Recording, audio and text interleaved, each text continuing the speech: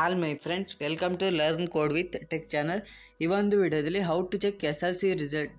ನೀವು ಮನೆಯಲ್ಲೇ ಕೂತ್ಕೊಂಡು ಹೇಗೆ SLC ರಿಸಲ್ಟ್ನ ಚೆಕ್ ಮಾಡೋದು. ನೀವು ಯಾವುದೇ ರೀತಿ ಕಂಪ್ಯೂಟರ್ ಸೆಂಟರ್ ಆಗಿರ್ಬೋದು, ಸ್ಕೂಲ್ಗಾಗಿರ್ಬೋದು ಹೋಗೋದು ಬೇಡ. ನೀವು ಆರಾಮಾಗಿ ನಿಮ್ಮ ಹತ್ರ ಒಂದು ಸ್ಮಾರ್ಟ್ ಫೋನ್ ಇದ್ದರೆ ಸಾಕು ಗೈಸ್, ನೀವು ಚೆಕ್ ಮಾಡ್ಬೋದು.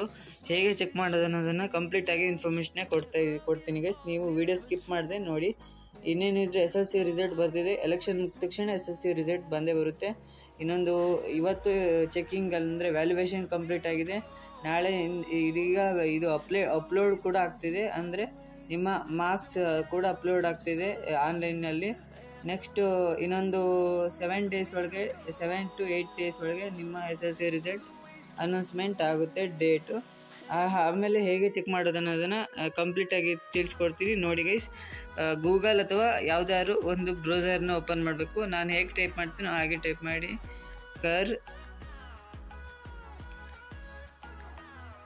results.nic.in ನೋಡಿ ಗೈಸ್. ಹೇಗೆ results.nic.in ಅಂತ ಹೇಗೆ ಸರ್ಚ್ ಮಾಡಿದ್ನೋ ಹಾಗೆ ನೀವು ಸರ್ಚ್ ಮಾಡಿ. ಇಲ್ಲಿ ಸರ್ಚ್ ಅಂತ ಇದೆಯಲ್ಲ, ಅದನ್ನು ಕ್ಲಿಕ್ ಮಾಡ್ತೀನಿ. ಕ್ಲಿಕ್ ಮಾಡ್ತಾನೆ ನೋಡ್ತಿರ್ಬೋದು ನೀವು. ತಕ್ಷಣ ಈ ಥರ ಇಂಟರ್ಫೇಸ್ ಬರುತ್ತೆ. ದ್ವಿತೀಯ PUC ವಾರ್ಷಿಕ ಪರೀಕ್ಷೆಯ ಫಲಿತಾಂಶ ಪ್ರಕಟಣೆ, second PU examination first result 2024 announced on 10/4/2024 ಅಂತ ಬರುತ್ತೆ. ಇಲ್ಲಿ ಏನಿದೆ, ಇಲ್ಲಿ ಹೀಗಿದೆಯಲ್ಲ, ನಿಮ್ಮ ರಿಸಲ್ಟ್ ಅನೌನ್ಸ್ಮೆಂಟ್ ಆದ ತಕ್ಷಣ ಡೇಟ್ ಫಿಕ್ಸ್ ಆಗಿ ನಿಮ್ಮ ರಿಸಲ್ಟ್ ಅನೌನ್ಸ್ಮೆಂಟ್ ಆಗಿ ರಿಸಲ್ಟ್ ಯಾವ ಟೈಮಿಗೆ ಬಿಡ್ತಾರೋ ಆವಾಗ ಇದನ್ನು ಈ ಥರ ಓಪನ್ ಮಾಡಿದ ತಕ್ಷಣ ಇಲ್ಲಿ SLC ರಿಸಲ್ಟ್ ಅಂತ, SLC ವಾರ್ಷಿಕ ಪರೀಕ್ಷೆ ಫಲಿತಾಂಶ ಪ್ರಕಟಣೆ, ಇಲ್ಲಿ SLC ಎಕ್ಸಾಮಿನೇಷನ್ ಅಂತ ಇರುತ್ತೆ. ರಿಸಲ್ಟ್ ಇಲ್ಲಿ ಲಿಂಕ್ ಇದೇ ಥರ ಇರುತ್ತೆ. ಇಲ್ಲಿ ಡೇಟ್ ಯಾವುದಿರುತ್ತೋ ಆ ಡೇಟ್ ಇರುತ್ತೆ. ಇಲ್ಲಿ SLC ಎಕ್ಸಾಮಿನೇಷನ್ ರಿಸಲ್ಟ್ 2024 ಅಂತ ಇರುತ್ತೆ. ಮತ್ತೇನಿಲ್ಲ ಗೈಸ್, ಇಲ್ಲಿ ಮತ್ತೆ ಇದು ಬರುತ್ತೆ. ಈ ಲಿಂಕ್ನ ಕ್ಲಿಕ್ ಮಾಡಿದ ತಕ್ಷಣ ನೀವು ಹೋಗ್ಬೋದು.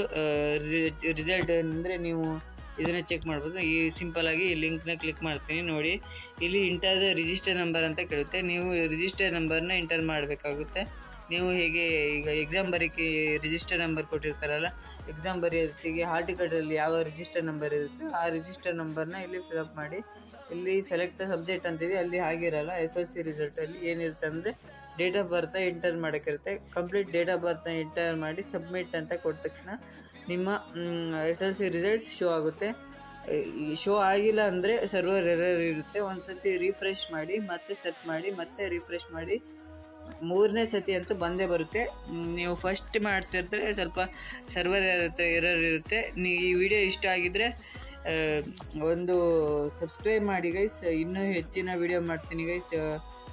ಶಿಕ್ಷಣ ಆಗಿರ್ಬೋದು, ಟೆಕ್ ವಿಡಿಯೋಸ್ ಆಗಿರ್ಬೋದು, ಎಲ್ಲ ವಿಡಿಯೋನೂ ಹಾಕ್ತೀನಿ ಗೈಸ್. ನೀವು ಕೋಡಿಂಗ್ ವಿಡಿಯೋನೂ ಹಾಕ್ತೀನಿ ಗೈಸ್. ನೀವು ಮರೆಯದೆ ಸಬ್ಸ್ಕ್ರೈಬ್ ಮಾಡಿ ಗೈಸ್. ಸಬ್ಸ್ಕ್ರೈಬ್ ಮಾಡೋದ್ರಿಂದ